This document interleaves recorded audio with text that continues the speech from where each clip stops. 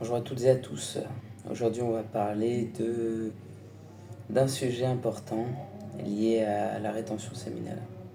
Ok, quand tu es un homme, quand tu aspires à évoluer, tu vas chercher à optimiser pas mal d'aspects de ta vie. Là, je vais prendre mon exemple avec la nutrition. Tu veux optimiser ta nutrition, ton apport énergétique pour pouvoir être plus concentré, pour avoir plus d'énergie. Donc, ce qui est mon cas. Voilà. Et du coup, il faut arriver dans toute chose là où tu vas améliorer. Alors tu veux t'améliorer, donc ce que tu veux toi, pour faire simple, c'est que ton circuit énergétique soit bon, que tu fasses des bonnes habitudes pour pouvoir t'améliorer. J'avais déjà parlé des bonnes habitudes dans les précédentes vidéos. Là, ce que j'aimerais expliquer comme concept, c'est que quand tu prends les bonnes habitudes, tu as des cercles vertueux, oui. Mais tu as toujours tes circuits précédents qui ont été enregistrés. Toutes les choses que tu as fait, toute la merde que tu as mangé, tout le sucre que tu as mangé, tout le sexe que tu as consommé, toutes les choses faciles que tu as faites, les vidéos YouTube que tu regardes de manière compulsive, les films, les séries que tu regardes, les choses que tu fais et là où tu ne peux pas t'arrêter. Et bah un jour, peut-être aujourd'hui, peut-être demain, peut-être c'est déjà en cours pour toi, tu décides dans ta quête d'amélioration et d'évolution personnelle de prendre des résolutions, des actions à mettre en place pour pouvoir sortir de ce cercle vicieux et le remplacer par un cercle vertueux. Alors, dans ce cas-là, il y a plusieurs choses à penser pour pouvoir bien le faire. Euh, alors, la première des choses, tout simplement, c'est de le faire. Mais j'avais une petite réflexion là-dessus. Quelque chose, un détail qui me semblait important. Quand, par exemple, dans mon cas, la nourriture, c'est très dur. C'est une des choses, je vais pas me cacher, qui me sert d'échappatoire, tu sais. On a tous des habitudes, on a tous des tentations. Et pour moi, la nourriture, c'est un moyen de fuir un petit peu la réalité. J'adore ça, mais j'ai pas une relation saine avec. Donc, ce que j'avais fait, c'est que je m'étais mis à noter absolument tous mes repas pour me rendre compte de manière consciente de tout ce que je faisais. Je tire ça d'ailleurs du livre Des bonnes habitudes de Darren Hardy. Ok. Les pouvoirs de l'effet cumulé, pardon. Donc là, les bonnes habitudes. Euh, j'ai mis en place cette chose-là. Et du coup, c'est bien parce que je m'en rendais compte de manière plus consciente des choses. Et donc, quand je voulais manger quelque chose, je me disais, putain, il faut que je le note. J'avais la flemme de le noter. Finalement, je mangeais pas. Et là, j'ai arrêté. J'ai arrêté de noter parce que je commençais à retrouver une relation un petit peu plus saine avec la nourriture. Et, et ça fait quelques temps que j'ai arrêté cette habitude. Et je me dis que ça serait pas une mauvaise chose que je la reprenne. Parce qu'aujourd'hui, je commence à remanger certaines choses de manière plus compulsive. Bref, là où je veux en venir, c'est tu as des capacités. Tu as une capacité à évoluer, à transcender cet état émotionnel, à arriver à dépasser toute cette peur, toute cette anxiété pour pouvoir mieux vivre. Ok. Et par contre, tu as une limite. C'est-à-dire que si tu dépasses cette limite, eh ben, ça va être contre-productif pour toi. Pourquoi? Parce que tu vas manger de la manière que tu penses être la bonne, sauf que ton corps a atteint sa limite, ton corps ou ton mental, ta volonté, on est tous humains, tu dépasses ta volonté au bout d'un moment, tu manges pas de sucre pendant un mois, et bah résultat, un jour tu te retrouves à bouffer un paquet de chips ou bouffer un paquet de bonbons au pire des cas, ou une grosse cuillère de Nutella, putain ça me manque ça, ou une grosse cuillère de Nutella par exemple, et du coup tu casses ton objectif. Alors que si tu réduis par exemple progressivement le sucre, dans mon exemple, c'est-à-dire que, bon, tu t'autorisais petit pois de carottes, De temps en temps, du fromage blanc, des choses un petit peu plus sucrées. Là, tu vas avoir une accommodation, ton cercle vertueux va se faire plus facilement. Tu vas pas griller les étapes, ok? Comme j'ai dit, tu as le boss final. Si tu vas affronter le boss final, tu vas te faire dérouiller, comme dans tous les jeux vidéo. Alors que si tu prends l'expérience, que tu affrontes un boss, que tu affrontes 2 boss, 3 boss, 4 boss, tu vas arriver un jour en face du boss final sans même t'en rendre compte. Et résultat, tu vas pouvoir l'affronter, ce boss. Alors c'est pareil pour toutes les habitudes. Là, c'était mon expérience par rapport à la nourriture. C'est pareil pour tout. C'est à toi d'apprendre à te connaître. Toujours avec le journal, toujours avec la respiration. Je vais donner un exemple. Aujourd'hui,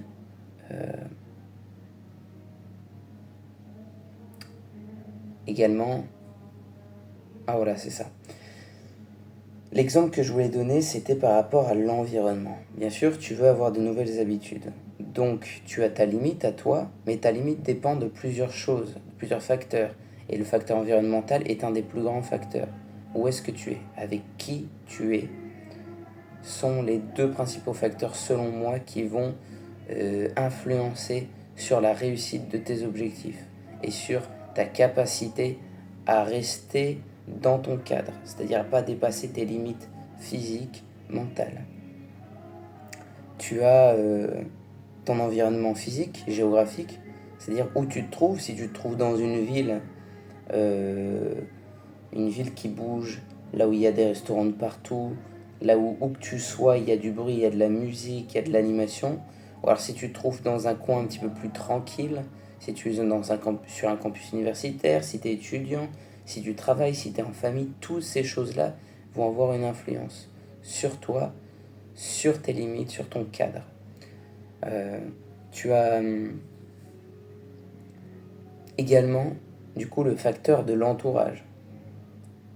Si ton entourage est dans un milieu qui ne te correspond pas, ça va avoir tendance à tirer, ça va te prendre de l'énergie tous les jours, et cette énergie que tu pourrais utiliser pour pouvoir augmenter ta capacité, tu vas réduire ta capacité à encaisser les choses. Donc ton cadre va être plus petit, tu vas pouvoir avoir moins de force d'action sur tous tes objectifs. C'est pour ça qu'on dit que l'entourage est important. Tu es la moyenne des 5 personnes qui t'entourent. Je vais prendre mon cas là. Je travaille à Tenerife. Donc c'est une île des Canaries. Et dans le nord de cette île, c'est resté très authentique. C'est des villages, c'est des habitants qui connaissent Tenerife depuis des générations, qui ont été transmis par les parents, les grands-parents, etc. Et donc toutes les choses sont originales, c'est-à-dire elles sont d'origine, pardon, et elles sont authentiques. Donc quand tu es là-bas, tu sors dans la rue, tu as certes une ambiance qui peut être festive par moment, c'est des fêtes bien précises, c'est souvent des fêtes religieuses, euh, c'est une ambiance en fait. Tu le sens. Tu t'entends plus quand tu es en rétention séminale, tu sens, tu as cette sensibilité que tu as cultivée, tu arrives, quand tu es dans un environnement, à sentir toutes les énergies. Des énergies qui t'emmènent vers la tentation, ou des énergies qui te permettent de te ressourcer, de te sentir mieux, de t'épanouir. Et le nord de l'île, je trouve ça assez propice pour moi sur ce point-là. Maintenant, aujourd'hui, pour me faire plaisir, c'est la fin de mon aventure à Tenerife. Donc si tu n'as pas vu la dernière vidéo que j'ai sortie, où j'ai grimpé le volcan Teide, où je parle de mon ascension, je t'invite à la regarder si ça t'intéresse. Bref, tout ça pour dire que je suis allé dans le sud pour me faire plaisir. Alors pourquoi dans le sud? Pour prendre un temps pour moi, hors de mon travail, aller à un autre endroit pour me changer les idées mentalement. Et ce qu'il faut savoir, c'est que le sud de l'île, c'est une station balnéaire. C'est très très touristique. Il y a des restaurants de partout, la plage, les meufs à poil de partout. Bref, ça transpire les tentations, ça transpire le sexe, le niveau bas de conscience. Et quand tu es dans cet environnement-là, tu luttes pour ne pas accéder aux tentations. Et toute cette énergie, pour moi, c'était difficile. Ce soir, par exemple, je m'étais dit que j'allais me balader et que j'allais essayer de voir. J'avais pas très faim, que j'allais sûrement pas manger ce soir, d'autant que j'ai un peu trop mangé ce midi. Donc, je me suis baladé et j'ai vu un restaurant de steakhouse avec des ribs. Je me suis dit, ouais, j'ai trop envie. Mais il était un peu tôt, donc j'ai passé, j'ai observé ma pensée, je l'ai prise en compte, mais j'ai continué à marcher. Et finalement, je me suis rabattu sur une salade dans un supermarché et j'ai pris moi-même des petits trucs. Du fromage, de la charcuterie et des trucs comme ça. J'avais cette pensée de me dire, c'est vraiment quelque chose que j'ai fait à la bonne franquette, comme on dit. Dans ma famille, c'est quelque chose qui m'a beaucoup été transmis, de manger sur le pouce avec du pain, du fromage, du jambon. Et je trouvais ça incroyable quand j'étais petit. Et j'ai toujours une part de moi qui est attachée à cette idée-là. Le truc, c'est que tu manges pas bien, même si ça peut être convivial entre guillemets, c'est pas dans le sens de mes objectifs. C'est pas en mangeant du pain, un sandwich, que je vais ne pas avoir de pic de glycémie, rester concentré et pouvoir faire cette vidéo-là. Non, c'est en prenant les bonnes habitudes. Mais en même temps, je ne vais pas dépenser trop d'argent. J'ai pris du coup une salade avec quelques trucs et je me suis dit, il me faut un peu des lipides. En ce moment, ça va pas. Mes émotions, elles me chauffent un petit peu. J'ai pris du beurre de cacahuète. Je me dis, bon, c'est du beurre de cacahuète, c'est bien, tu sais, je pense avoir bonne conscience. Mais au fond de moi, c'était clairement pour la tentation d'avoir quelque chose de gras qui m'aide à fuir la réalité. J'ai pris le beurre de cacahuète. Les gars, j'ai pris un pot, 250 grammes. J'ai mangé la moitié à la cuillère. Voilà. Je suis faillible. Tous les êtres humains le sont. Ça n'est pas une excuse pour moi. Mais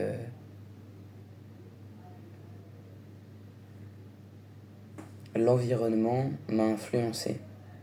L'endroit où je suis m'a conditionné malgré moi à manger ce pot de beurre de cacahuète. Alors attention, tout ce que je dis là, ça n'est que mon expérience. Chacun est libre de penser ce qu'il veut. Là, je raconte mon expérience. Et à travers cette expérience, j'espère en aider plus d'un. Donc si cette vidéo t'aide, fais-le moi savoir. Like la vidéo si elle te plaît, ça me fait vraiment plaisir. Commente si tu as des choses à dire, ça m'intéresse aussi. Si tu as un avis différent, une autre opinion, je suis ouvert pour discuter. Toutes ces choses-là ont une influence bien évidemment, et après en étant seul, c'est dur d'avoir le recul sur les choses. Mais bien évidemment que toutes les choses ne servent pas forcément d'excuses.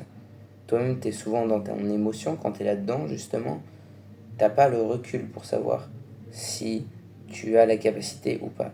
Le but, c'est toujours de faire de son mieux. Un des 4 accords Toltec, toujours faire de son mieux. Et que ta parole soit impeccable. C'est-à-dire que quand tu dis quelque chose, tu le fais. Tu es un homme. Tu dis que tu vas suivre cette habitude pendant tant de temps, tu le fais. Tu dis que tu vas faire des vidéos YouTube. Minimum tous les 3 jours, tu le fais. C'est pareil pour tous les objectifs. Plus tu te donnes du respect à toi-même, plus les gens vont te respecter autour. Aime-toi sincèrement. Donne-toi l'amour que tu mérites, le respect que tu mérites. Je te garantis que ça va se répercuter dans toutes les sphères de ta vie.